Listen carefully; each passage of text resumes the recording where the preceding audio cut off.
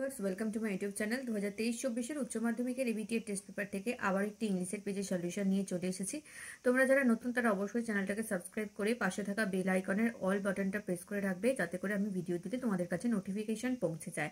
কারণ আমি অনেকগুলোই ভিডিও দিচ্ছি আর দিতেও থাকবো। পুরো টেস্ট পেপারটা কমপ্লিট করবো। এমসিকিউ তো করিয়ে দিয়েছি, দেখেছো নিশ্চয়ই। যদি না দেখে থাকো তাহলে এই ভিডিও ডিসক্রিপশন বক্সের লিঙ্ক আছে, সেখান থেকে দেখে নাও। তোমাদের ইংলিশের যতগুলো পেজ আছে দেখো, সেই সমস্ত পেজের একসাথে এমসিকিউ আমি করিয়ে দিয়েছি।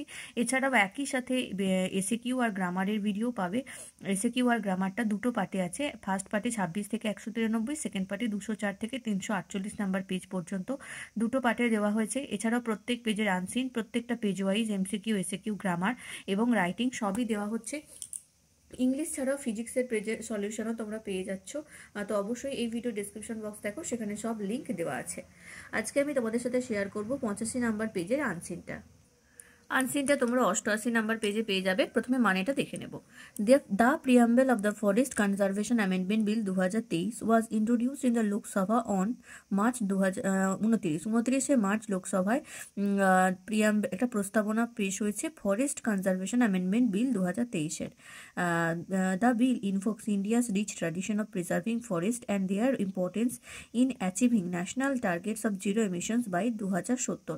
এই বিলে বলা হয়েছে কিভাবে ভারতের যে মানে রিচ ট্র্যাডিশন বা এবং ফরেস্ট জঙ্গল রয়েছে, সেই জঙ্গলকে কিভাবে সংরক্ষণ করা যায় এবং 2070 সালের মধ্যে ভারতকে জিরো এমিশন, ভারতের যে টার্গেট রয়েছে জিরো এমিশন সেখানে পৌঁছানো। The substance of the propose changes however serves the FCA primary objectives of ensuring conservation of forest and checking ডিফরেস্ট্রেশন।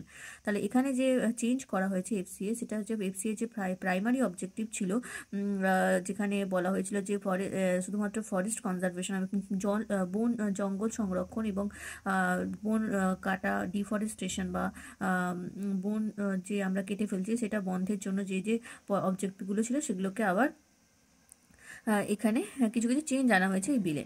Deforestation is checked through section 20 of the FCA which mandates prior approval from the union government for deforesting a forest.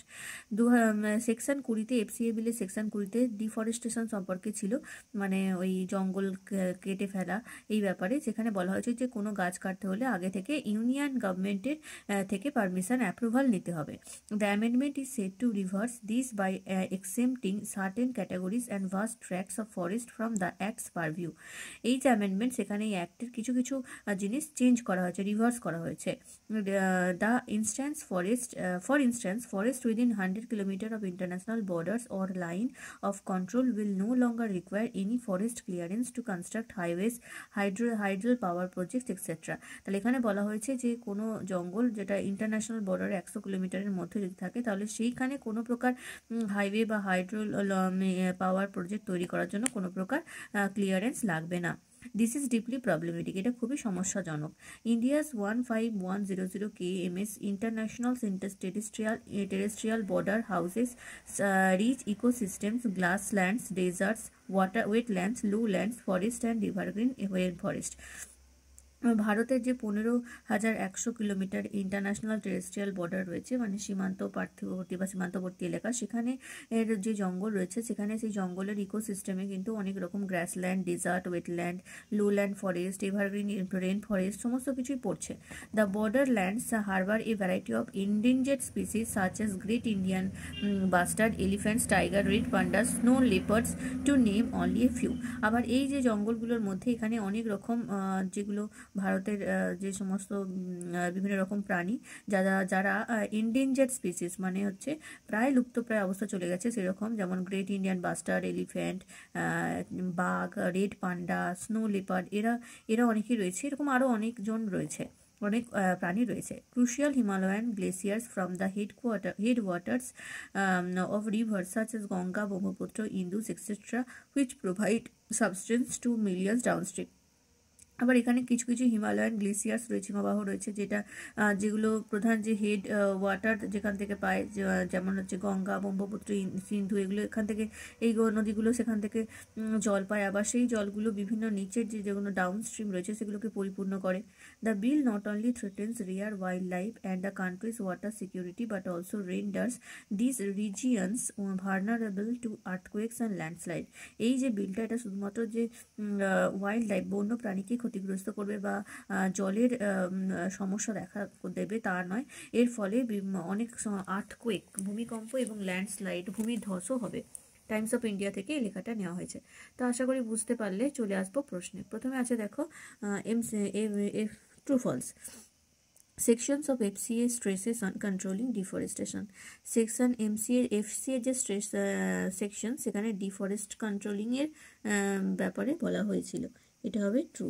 তারপরে India's 15100 km international border is not habitat of some endangered species. ভারতের 15,100 kilometre international border কোনো প্রকার আর লুপ্তপ্রায় প্রাণীর বাসস্থান নয়, এটা হয়ে যাবে false. FCA amendment bill should ring alarm bells for national heritage. FCA amendment bill national হেরিটেজের জন্য কিন্তু একটা অ্যালার্ম বেল হিসাবে কাজ করছে, এটা হয়ে যাবে ফলস। তারপরে হচ্ছে unchecked constructions on this border lines has no effect on India's water scarcity. ভারতের জলের পর্যাপ্ততার উপর কোনো প্রকার সমস্যা সৃষ্টি করবে না এই unchecked construction of border lines, এটাও হয়ে যাবে ফলস। তাহলে প্রথমেরটা ট্রু, তারপর এটা ফলস, তারপর এটা ফলস, তারপর এটা ফলস। এবারে দেখো তোমাদের 3টে প্রশ্ন আছে বিয়ের দাগে। 1 নম্বর প্রশ্ন, according to FCA bill when will India become a net zero emission country. FCA এর মতে কবে ভারত জিরো নেট এমিশন কান্ট্রিতে পরিণত হবে? উত্তর হবে according to FCA bill India will become a net zero emission country by 2070, 2070 সালের মধ্যে। পরের প্রশ্ন, what would happen if constructions at length is carried on along the vast border line. যদি ভাস্ট বর্ডার লাইনের কাছে কনস্ট্রাকশনকে নিয়ে যাওয়া হয় তাহলে কি হবে? উত্তর হয়ে যাবে if construction at length is carried on along the vast borderline, then forest within 100 km of international borders or line of control will no longer require any forest clearance to construct highways, hydel power project, etc. তাহলে কি বলছে, যদি কনস্ট্রাকশনকে vast border line পর্যন্ত নিয়ে যাওয়া হয় তাহলে, আচ্ছা সরি, এখানে এই উত্তরটা লিখবে না, এটা লিখবে if construction at length is carried on along the vast border line, then it will endanger rare wildlife, water security and also renders vulnerable earthquake and landslides. ঠিক আছে। পরের প্রশ্ন, where and when was the FCA bill 2023 introduced? FCA bill 2023 কবে introduce হয়েছিল? উত্তর হবে the FCA bill 2023 was introduced in the Lok Sabha on March 29. 29 March 2023 FCA bill লোকসভাতে introduce করা হয়েছিল। 85 নাম্বার পেজের আনসারটা করিয়ে দিলাম। নেক্সট ভিডিওতে পরবর্তী পেজ নিয়ে চলে আসবো। তোমরা এইভাবেই চ্যানেলটাকে ফলো করো আর এসএকিউ এমসিকিউ এগুলো দেখতে থাকো, দিয়ে দিয়েছি। আমি বলবো যে তোমরা কিন্তু অবশ্যই 2 বছরের টেস্ট পেপারের এমসিকিউ এসএকিউ আর গ্রামারগুলো দেখবে, তাহলে কিন্তু সবটাই কমন পাবে। তো আজকের ভিডিওটা এই পর্যন্তই, পরবর্তী ভিডিও নিয়ে খুব তাড়াতাড়ি চলে আসছি। Thank you.